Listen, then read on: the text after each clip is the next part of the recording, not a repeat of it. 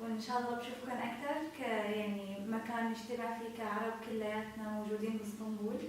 وكل شيء بينحكى هون ما بيطلع من داخل هي الغرفة، والحكي هذا كلياته مشان يساعد كل حدا فينا يحسن نفسيته، حالته، وضعه، كل شيء.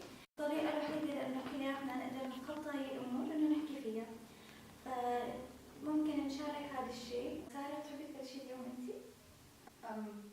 لا نفضل نقدر الآخر. حدا بيحب يبلش؟ أنا ممكن أحكي حاجة يعني. بقالي من 3 أيام بعاني من أرق. هو في الواقع مش شيء جديد يعني، بعاني من أرق مدة طويلة، بس بقالي 3 أيام صاحية ما بنامش. شيء خلاه يزيد؟ هو اللي خلاني أجي النهاردة حريصة أكتر ما أجي النهاردة، رغم إن أنا كان عندي حاجات كتير، بس لقيت ان الجروب ثيرابي فعلا بيبقى ملجأ ليا ان انا احكي عن حاجه مضايقاني. يمكن كان عيد ميلاد والدي الشهر ده، وده بيخليني شويه متاثره عاطفيا، بيخليني افكر كتير قبل ما انام. انا طلعت من مصر بسبب الاحداث السياسيه. والدي استشهد في احداث رابعه حصلت في مصر.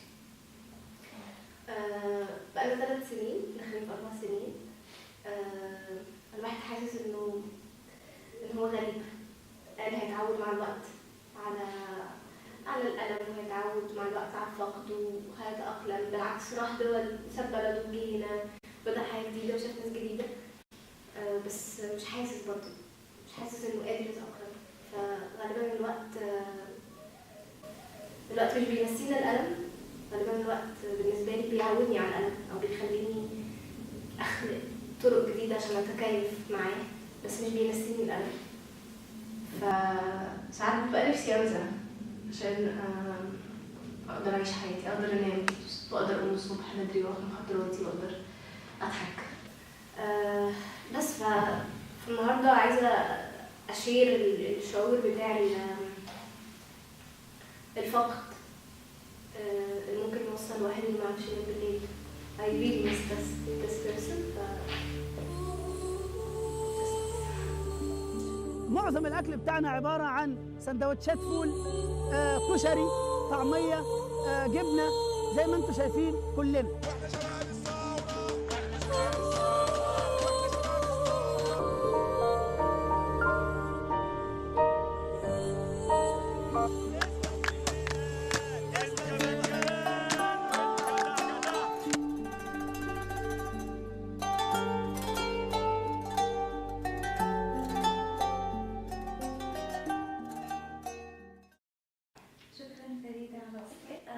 بعد ما سمعنا قصة فريدة، حدا شعور الفقد أو اللي مرت هي فيه حرك عند حدا منكم أي شعور أو أي قصة بحب يشاركها معنا اليوم؟ راح أشارك قصتي اليوم. بنهاية 2014 كنت طالب طب بيطري مرحلة ثانية، أحلم أخلص وأتخرج، وهذه حالة طلاب البقية. بس الإشكالية في يوم من الأيام كنا قاعدين قبل الامتحان الأخير، فجأة اتصلت بي أمي قالت لي نوفل تروح تجيب أختك من الجامعة وترجع راسل للبيت. ماما خير شكو؟ 11 طلعت عن نص المدينة الأيمن. كنت أنا أطلع من البيت إلى نساعد الناس اللي جاي من الجانب اليمين على الجانب الأيسر. بقينا يوم، يومين، 3، 4. والله يوم من الأيام أنا بقيت 12 بالليل، فبعد ما خلصنا بعد ماكو مكان واحد يساعد الناس، فقررت إني أرجع البيت. والله الطريق شفته بالمحل اللي يبيع خضروات يمنا، فقال نوفل هذا أخير يوم راح يبون داعش يسكرون عندكم بالمدينة. قلت الحاج أنت شنو شلون؟ خاطر الله بعدهم لا اصبر. والله شلون شي قاعد بالبيت وفجأة أبو الجيش كانت تكلم من البيت، فجأة قام يرن بالبيكيسي مالته، وسيارة كانت تمشي على السريع مفخخة. أنا بديت أصيح مفخخة وأخرج عن الجام، دقائق المنطقة انقلبت. الناس بدأت تركض، الجيش انسحب، المدينة سقطت. ايش راح نسوي؟ السيناريو اللي جبال هو سيناريو حل، ان المدينة راح تقصف. الحل الوحيد انه خلاص نطلع من البيت، عوف البيت عوف المدينة، ونطلع من الدراسة، دوام، الشغل كله. بعدين قررنا خلاص نروح لإقليم كردستان. بإقليم كردستان كان اكو حادثة يمكن مستحيل راح ننساها. كنا احنا نمشي على الخط السريع تقريبا، كان راضي يمشي 120 كيلومتر 130 كيلومتر بالسيارة، يعني بس نخلص بس نلعبه. فجأة مسلحين داعش ينزلون من سياراتهم، ركضوا وين؟ باتجاه الثكنة، الثكنة هنا وداعش هنا، واحنا صرنا بالنص، واشتغل الرمي على الثكنة. فأنا ما أعرف إيش صار ورانا، ساعة اللي ورانا ماتها، وإحنا كيف خلصنا؟ هاي رحمة رب العالمين، إنه كانت واضحة في هذه المسألة. خلصنا من هذا الأمور، وصلنا إلى إقليم كردستان، بقيت هناك 3 أشهر يعني. ايش راح اسوي؟ خلاص قررت اجي اسطنبول، لان الحياه اصلا ما كانت مهمه. بعد ما جيت تركيا انه قررت اروح اساعد الاطفال النازحين، انه يعني بحكم انه حاله من حالنا انه اخفف عنهم يعني. كنا نسوي بروجكت، البروجكت هو عباره عن انه الاطفال نعطيهم انه امل للمستقبل، نعطيهم انه مثلا هذا مثلا مهمته بالمستقبل ان شاء الله راح يصير مثلا مهندس، هذا راح يصير دكتور، هذا راح يصير محامي والى اخره يعني. فجأة هم كانوا يعني كل واحد يجرب ما اعرف ايش الملابس، كلش كانوا مستمتعين بهذا المشهد.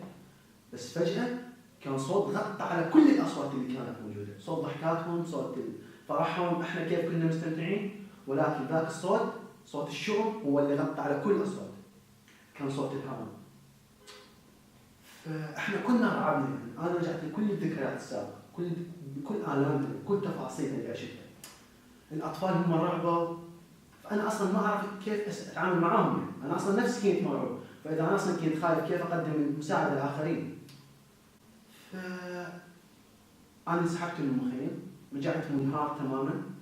قررت انه اجي اشارك المشاكل مالتي، حتى انه اذا انا اصلا نفسي ما اقدر اساعد كيف اساعد الاخرين.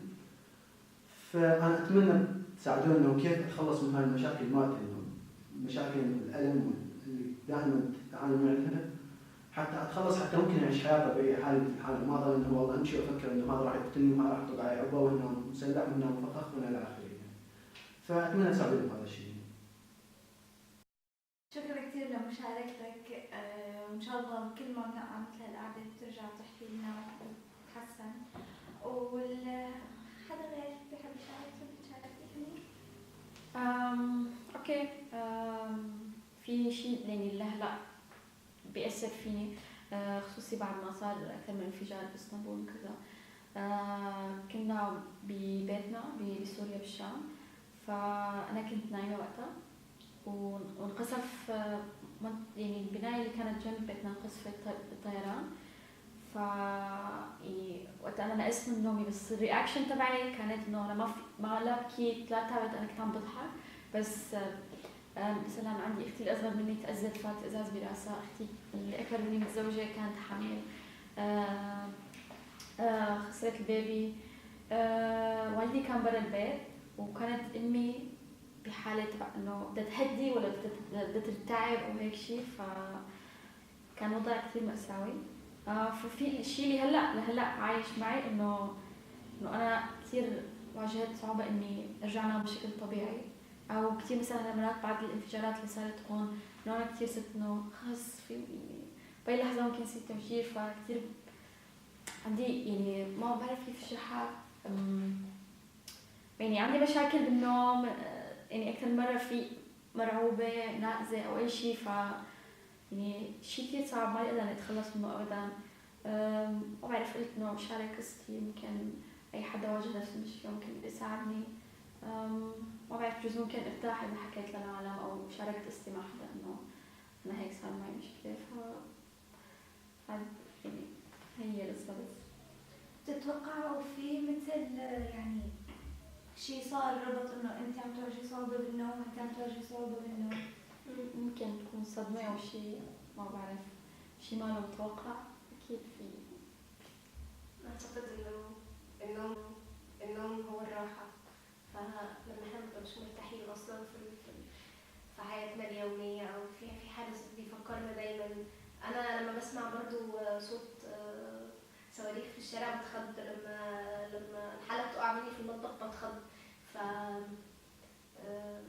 ده اكيد بيخلينا مش مرتاحين كفاية. حاسة بيكي يعني.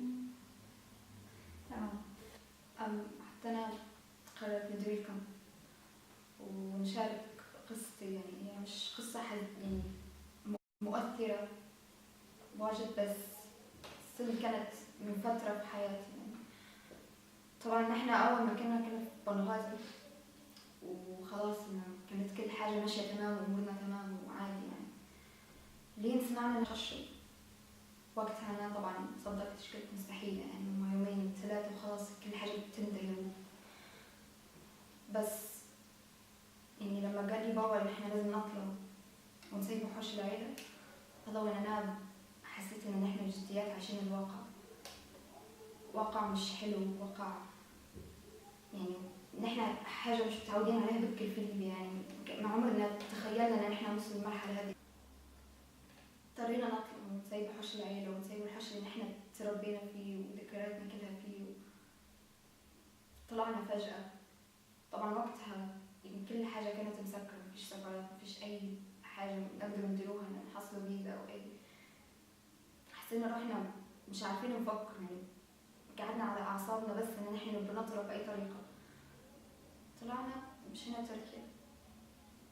أول ما وصلنا هنا يعني حتى بعد ما وصلنا قلنا خلاص حنبدأ صفحة جديدة وكل شيء، بس قعدنا متمسكين بليبيا وذكرياتنا وكل حاجة يعني. نفتح الأخبار ونسمع في الأخبار ساعات، يعني نشوف في الحياة كلها متدمرات في بنغازي، ونشوف المدينة اللي أنا تربيت فيها كلها متدمرة literally، مفيهاش أي حاجة زي ما هي. حاجة توجع، ماضي مش ما نحبش نتذكره أنا أصلا. قلت خلاص حنوصل هنا، حنفتح صفحة جديدة، حنخش في حياة أخرى. بس للأسف ما قدرتش. جات انفجارات اسطنبول، قعدت أنا ديما متوترة وديما خايفة. أهلي في الحوش حتى هما ديما خايفين ومتوترين. بدي بالك تطلعي، ما تمشيش في الأماكن الزحمة، ما تمشيش في قعدنا ديما على أعصابنا يعني. جتناش فرصة إن نحن نرتاح أصلا. قعدت نمشي في الشارع ونقول بلكي تو يتفجر هنا، ولا بلكي ننزل المترو تصير حاجة يتفجر بينا، ولا ديما شعور الخوف وإن أنا حتصير لي حاجة ديما قعدت معايا. ما قدرتش نركز إن أنا نبني حياة جديدة، وما قدرتش نطلع من الذكريات اللي أنا كنت فيها. خلاص قلت لازم نواجه، لازم ندير أي حاجة. في الوقت اللي أنا بديت إن أنا أتأقلم، بديت نحس إن فعلا إن البلاد هذه مازال أمان أكثر من ليبيا. وجاتني مشاكل من نوع تاني، يعني مثلا مشاكل إن أنا جيت من مجتمع مغلق وجيت فجأة على مجتمع مش هنقول open لدرجة إنه هو بزيادة، بس somehow open يعني يتقبل أي حاجة. يعني أنا جاية من مجتمع كل حاجة على البنت وكل عيون على البنت. يعني نحن عندنا البنت من لما يجيبوها هلا تتربى على مبدأ واحد، سمعتك. أي حاجة سمعتك نديرها أنا توا بالتصرف اللي نحن نديره هذا صح. خشيت الجامعة نقرأ معايا ليبيين، ديما نفس النظرة، انتي بنت ليبية، انتي شديري. يعني نحس روحي مضغوطة، خاطر مرات ندير حاجات مش crazy لدرجة ان هي مش معقولة، بس at least something different. بس I can't. شحال كنت نفكر انا بابا شنو حيقول، واخويا شنو حيقول، واصحاب خويا شنو حيقولوا له، واختك دارت ودارت ودارت. احس بروحي just trapped. بس شكرا لأنك قررتي تتفتحي أكثر وتقدري تشاركي هذا الشيء معنا، وإن شاء الله بشوفكم كلكم الجلسة الجاية نقدر نحكي أكثر، نتناقش أكثر، نلاقي طرق لنساعد بعضنا. وشكرا مرة ثانية إنكم اجيتوا. أنا مبسوطة إني رجعت شفتكم اليوم. إن شاء الله الجلسة تبع اليوم رح تكون مفيدة. سوري بدي أقاطعك، لسه ما اجت؟ مع الأسف يعني كثير بيأسفني لكم في آخر تفجير صار، فريدة كانت قريبة من مكان التفجير وصار عندها إصابات وهي هلا بالمستشفى.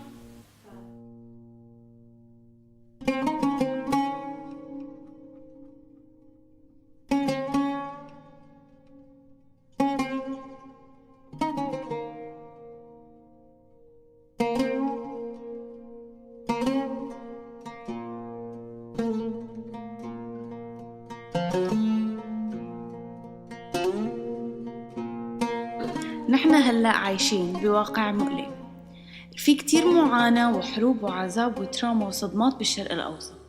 أعداد الضحايا والقتلى والأخبار السيئة والتفجيرات اللي بكل مكان عم بتصير والضرب العشوائي، هدول كلهم صاروا كتير شي عادي بالنسبة إلنا. هذا مو شي طبيعي، خلى كتير من أطفالنا وشبابنا ونسواننا عايشين بصدمة. وحسب الدراسات النسوان والأطفال هن الفئة الأكثر شي معرضين ليعيشوا اضطرابات بعد هالصدمات كلها. لازم نلاقي حل، نعالج الوضع، نحكي عن مشاكلنا نقدر نتخطاها. لازم نشجع بعضنا وكلنا نحكي يلي ببالنا ويلي عم بيزعجنا كمجتمع واحد لنقدر نتخطى هذا الشيء. لازم يكون عنا أمل لنقدر نرجع نبني أوطاننا. لازم نعالج حالنا بالأول لنقدر نعالج بلادنا المجروحة. لازم نتحلى بالأمل والإيمان.